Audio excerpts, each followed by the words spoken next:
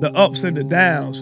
So what I want you to understand from this scripture, with that point on Genesis 22, when Abraham went to go get the ram, it wasn't smooth and successfully him going to get it and take it out. He got cut up. He got bruised. He got damaged. That's that fight that you need to have in that marriage. It's not going to always be great. The thicket. The thicket.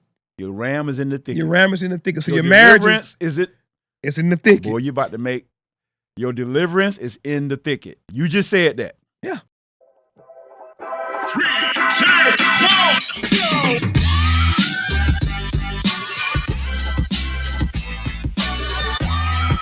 What's up, good people out there? It's your boy, Big Coop, the Knowledge Kingpin. This is Felons Ain't Failures 42.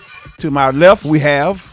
Your boy, D-Moss, C-Moss, better known as Coach Smurf, back in the building. How y'all doing out there today? How's everybody doing out there? Yes, Dog, how you doing, dog? Bless. How's the family? How's grandma, first and foremost? She's doing well, you know what I mean? Make sure I got the family. She's staying strong. She doing Miss Clara Sherman. Yeah. That's my baby. She is the grandma of the neighborhood. We all grew up in the same neighborhood. I remember when this man here was in his mom's stomach, and his grandmother helped raise us. Yes, sir. Yes, sir. So she means so much to the neighborhood. Shout out to Lake McGorry Shores. You hear me? Shout out to Queen Street. Queen Street, baby. Queen Street between Yes, sir. 22nd and 26th You know in that. South St. Pete. So this is a very special topic with us today, because this is my nephew. Like I said, his family, my family, we all have siblings that are the same age. Matter of fact, my little sister and his aunt, Caritha, are best friends. Best friends. Yeah. Matter of fact, yeah. His uncle Junebug was my quarterback in high school and Little League. Yes, sir. Yes, sir. His aunt Cher, we call her Cheryl, and me, we're the same exact age, we 5th grade all the way on up through high school. So my little brother, Brian, and his uncle Gary, best friends. Brothers. Brothers. So the Shermans and the Coopers, we grew up together, and they mean so much to us, and us to them. So my nephew right here, Coach Smurf, D-Moss, C-Moss, we talk about marriage a lot. He's a gentleman who's newly married, and myself, I've been married going on 30 years. So we talk about having mentors. Congratulations. If you will, Yes, right? sir. Thank you, Yes, thank sir. you. Yes, sir. Thank you. Well, it's a long story. One day I'm going to get into my story. Yeah. You know, it was some ups and downs. It wasn't always like this. But we always talk about, you know, having experts in different fields if we want to learn about those fields, right? Mm-hmm. So what we need to also do is having experts or mentors when it comes to our marriages. Most definitely. Yes, Does that make sir. sense? Yes, Makes definitely. sense? Definitely. So when you're talking about black marriages, and the reason that they work or don't work is for the success or lack of success of a mentor in your marriage. Yeah. A couple that you can emulate. Am I correct? Mm-hmm.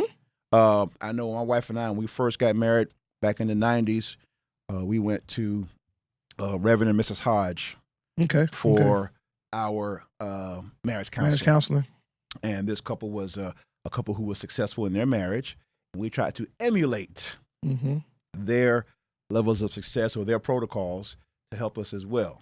Right? So do me a favor. Okay. Because and not to say some people are not intelligent, but just being transparent. Explain, emulate to certain people. Copy. You understand? Yeah. Because they Copy. might take that and make it something what it really not. Copy. Okay. So we copied their success pattern. Mm-hmm. Right? Not saying we're going to always succeed. Yeah, you're exactly. But the success pattern is there. So we're also Little League coaches. Well, I haven't coached Little League in a while, but we've all coached Little League. Yeah. We've all coached high school. Sports. Yeah. And what do we always need? We always needed a coach. Mm-hmm. Right? We didn't tell our team to just go out there and just make their own play. plays up. Yes, sir. And just play, even though we had athletes who can make some plays, but without a system. They had to have a strategy. That's right. Got a strategy. Without a system of success, they weren't going to win. It's going to be failure. Yeah. So the same thing should apply in our marriages, especially with black marriages. Yeah, definitely. Right? Definitely. So why does mentoring matter? Okay. So I wrote some notes, if you don't mind. No. So just as mentorship is critical in professional development, it's equally important in professional relationships. Many young black couples lack examples of healthy marriages, right? So how can you repeat what you don't see? What you don't see. Does that make sense? Of course. Expound on that for me. First, shout out to Mrs. Jones, my wife. Yes. Shout out to my niece, Miss Jones. Yeah, but I said Mrs. I'm sorry, Miss. Marriage is work. Yeah. I think people use that and take that word very lightly. Oh. Everybody wants to be married, but I don't think they want to put in the work that it takes. Well, you said Miss Jones. It's actually Mrs. Jones. Mrs. Jones. Yeah, Mrs. Jones. Yes. I'm Yeah, sorry. Yeah. But I don't think people think about the work that it takes to actually sustain a marriage and a partnership. And why do you think that? Why do you think that we don't understand the amount of work that it takes? Because of social media in the world today shows you the glam of everything and not the backstory. The big wedding. Yeah. The big wedding, the honeymoon. Yeah. All the glitz and glamour. Ring, the wedding ring. How much should a man pay for the engagement ring? 3-4 times his monthly salary. Who made that up? I'm glad you just said that because I have something that I want to talk about, Okay, but I'm gonna ahead. hold off on that for a hot second. But when Don't forget that. I'm definitely Don't not. forget, okay. But when it comes to the ring, I don't know if we all know that ring really doesn't matter. This is a piece of jewelry. Okay. That if I never had it, my wife would still be my wife. Yeah. So if you took it off right now, you're not gonna. You won't. I'm still married. You still be married. I'm still married. Okay, got it. If I took this off right now, I'm still married. Still okay. Got it. The ring symbolizes me, my wife, and God. So it symbolizes. It's a symbolization. Yeah. So this part doesn't matter if you know in your spirit what it really means. That's correct. But the world will tell you, oh, girl, if he ain't got you a 2 carat or better, he don't love you. Okay. That's materialistic. Is he going to stand in the gap for you when he needs that?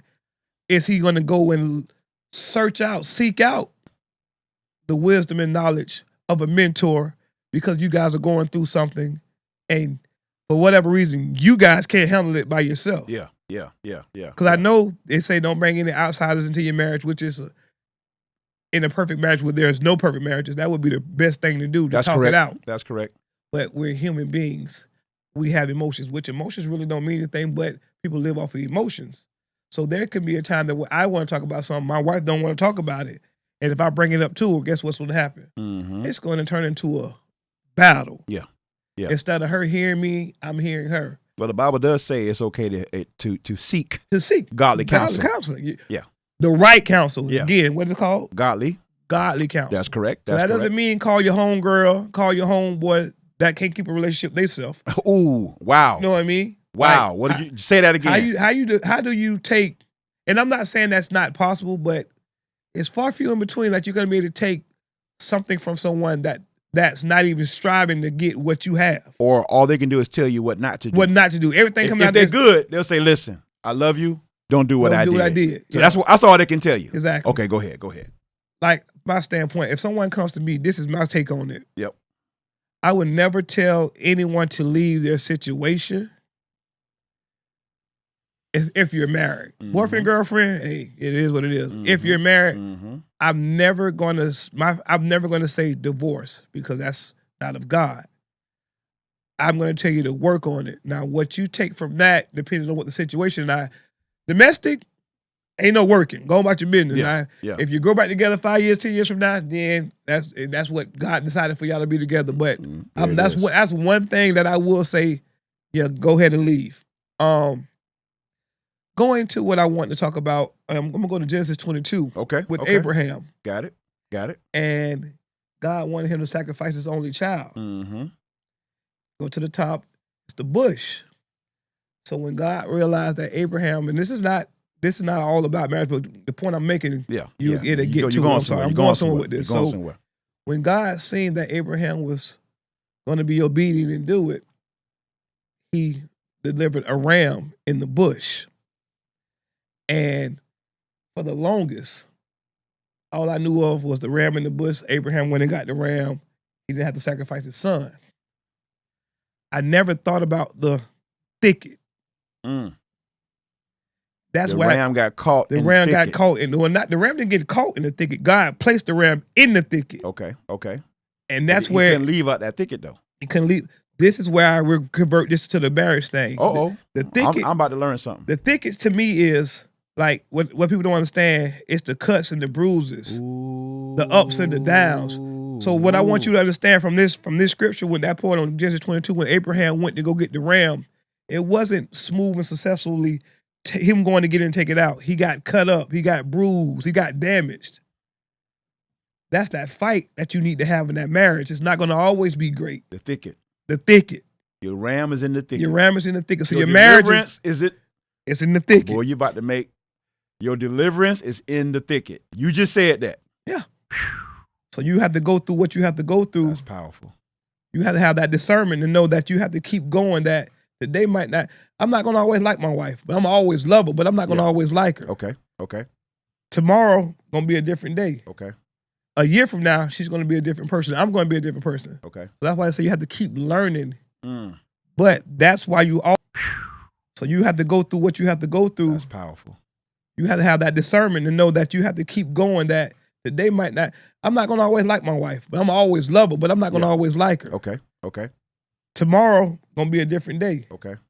A year from now, she's going to be a different person. I'm going to be a different person. Okay. So that's why I say you have to keep learning.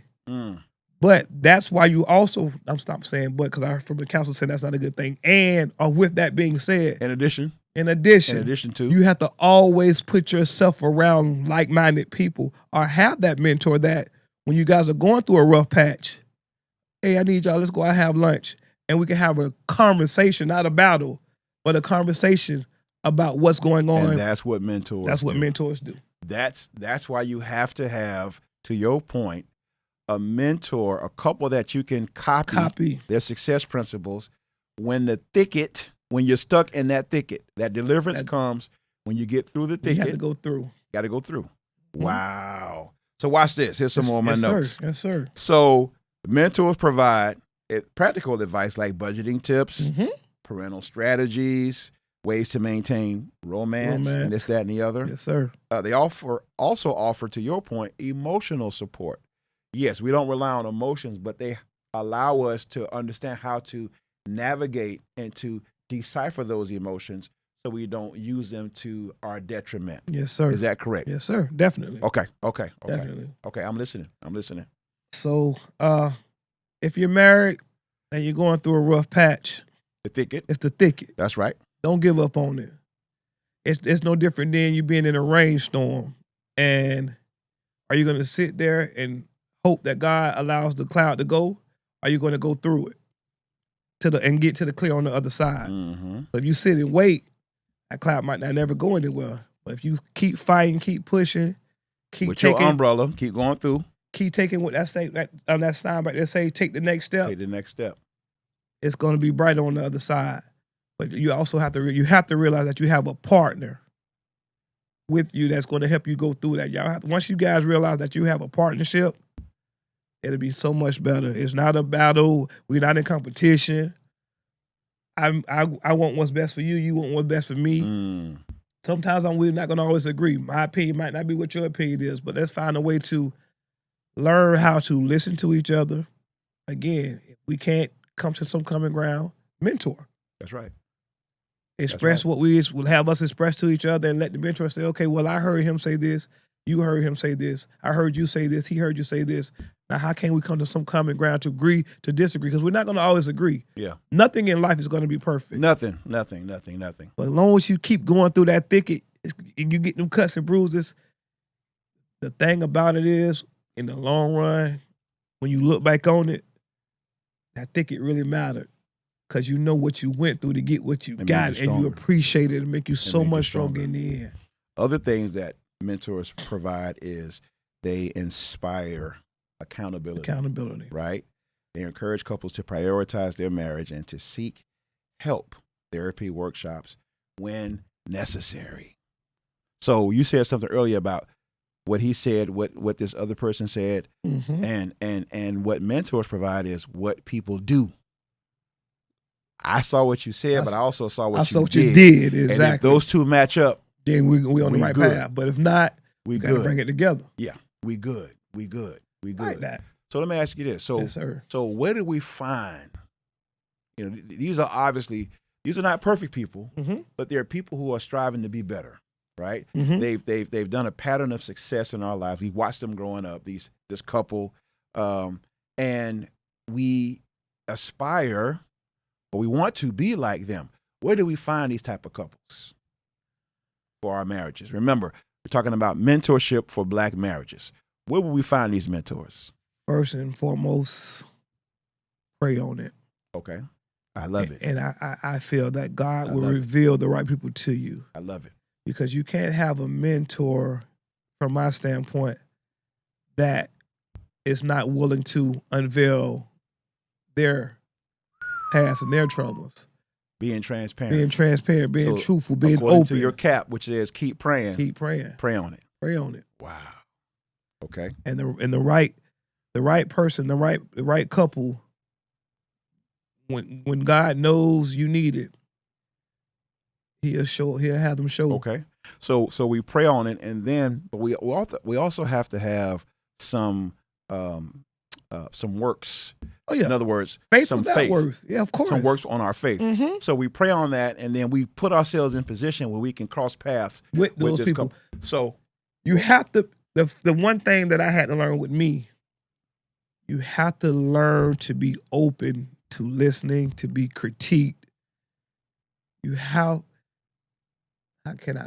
A lot of people talk about what they want, but you have to be intentional about it. Like you can be at home and I'm gonna tell my wife I want to do this just because you think that's gonna put a Band-Aid over it. But you have to really be intentional about it. So if you really need a mentor, like you say, you have to put in the work and seek. So vet people. Yeah. It could be a family. Absolutely. I don't so like this is my uncle. I don't really think about talking to family members, especially in our culture. I have a lot. My grandmother had 7 kids. I'm so sorry. To say 5. 5 girls.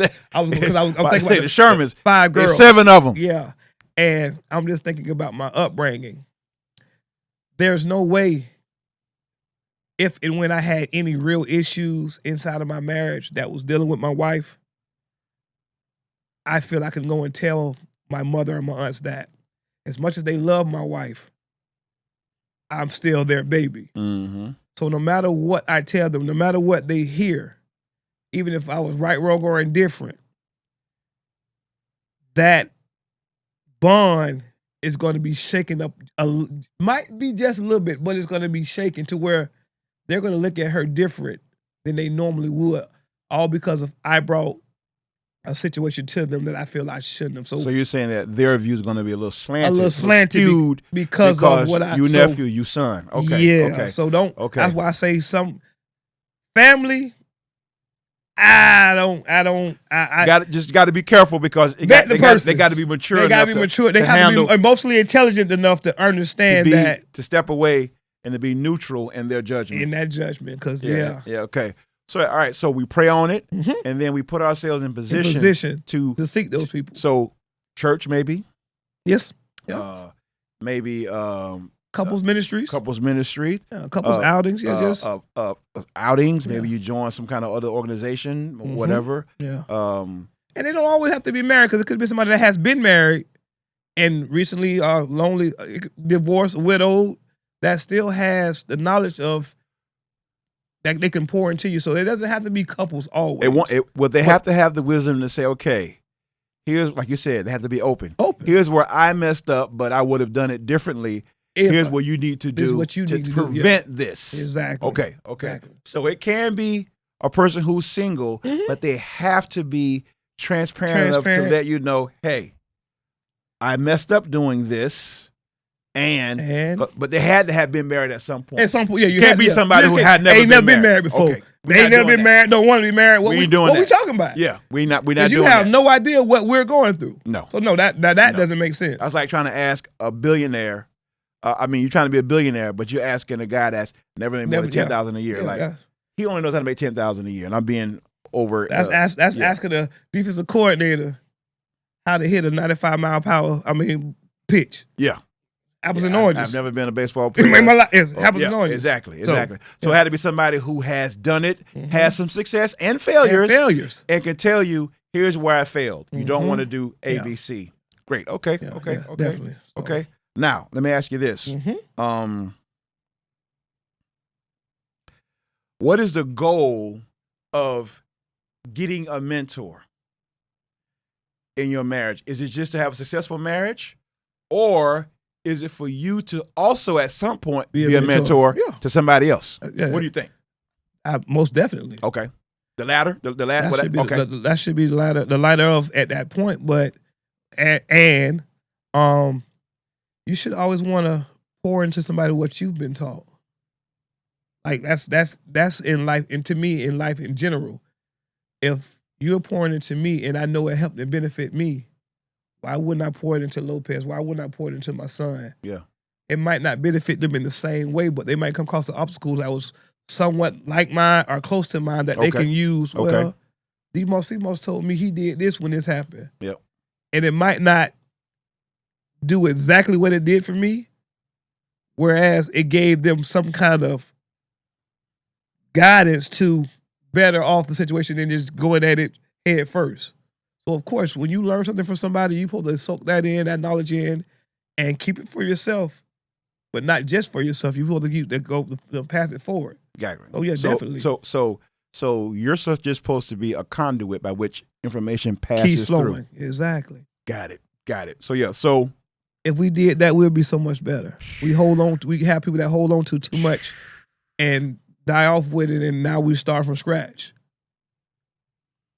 So mentors, what they do is, to recap, they provide practical advice, budgeting tips, strategies, to maintain real romance, this, that, and the other. They offer emotional support. They listen without judgment. Yeah. You have, we forgot to talk about that. Judgment. You better find somebody. To your point about family, and yes, there's some family you could talk to. Yeah, but you want to keep it to where you they just know about you and your wife. Like my wonderful mother. Shout out to my mom. When she asked about my wife and I, we good. Always, no matter what it is. Fantastic. Yeah. We don't let my mother, because my mother, she's too close to us. That's mom. She doesn't want us to hurt, and my mother loves that's my wife. Mom. Right. But we don't want her to worry about our ups and downs. And we've had some, and one day I'm going to get into our real ups and downs, because we've had some. Yes. Right? Yeah. Most of it our cars. Let's just be real. Yeah. But the point is, we don't want to involve mom, because mom's too close. She's too emotional. She doesn't want us to hurt at all. So you need a mentor who's going to be less emotional, more pragmatic, more scientific when it comes to, hey, here's what you need to do. No judgment, A, B, C, D, E. Because if they get too emotionally involved, then they can be swayed one way or the other. It's actually going to make it worse. Yeah, and it doesn't help anybody. In my opinion, the best person would be, and I can't use either one, God bless, grandmother, my dad's mom, Eloise Jones, and Clara Bell Maboo. Your grandmother probably would be, if your grandmother is still living, your grandparents, if they're still living, that probably would be your best counsel, because they're going to keep it a buck with you. By any means, ain't no emotion, ain't no feelings in it. Yeah. Old school grandparents. Yeah. Seek their counsel. Yeah. Trust me. That's a good one. I ain't talking about these new grandparents. Not at all. But them old school grandparents, if you can seek their counsel, I advise you every now and then, you still have them, go by once or twice a week and just sit down and just listen. Wow. Just listen. Good. Unfortunately, all of my grandparents. Yeah, I can't. You know what I mean? All of my grandparents have moved gone on. to glory. Gone to glory. But we'll see them again. Yeah. So absolutely. But yeah, that was a great topic. Yeah, great topic. Yeah, great topic. So it's very important, the conclusion, that we find somebody that we can emulate, right, in our couples, who can show us a pattern of success. Because listen, we all know that successful black marriages mean successful black families. And successful black family means successful black communities. Yes, it does. And that means a successful black nation, right? It starts in the household. Starts in the household. So, yes, it does. So thank y'all so much for this. Yes. My nephew. Love, always. Love, dog. Appreciate you. Fellas Ain't Failures, 42, baby. Cue the merch. 3, 2, 1, go!